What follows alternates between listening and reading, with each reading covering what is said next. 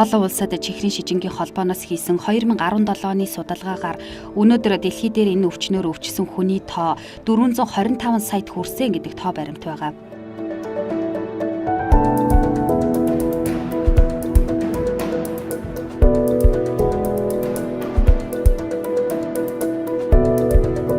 Манай Куб улсад чихрийн шижин өвчнөд тэмцэх үндэсний хөтөлбөр мөн чихрийн шижингийн шалтгаантай хүлний шархны үндэсний хөтөлбөрийг хэрэгжүүлдэг.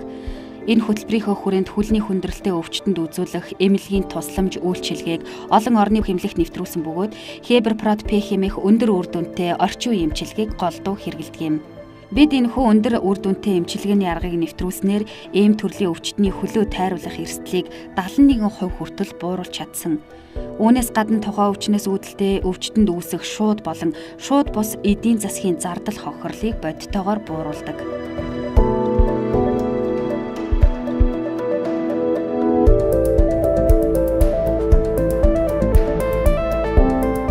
Манай улс хүн ардаа эрүүлжүүлэх хүрээнд олон төрлийн эм бэлтгэлийг хөгжүүлж ирсэн.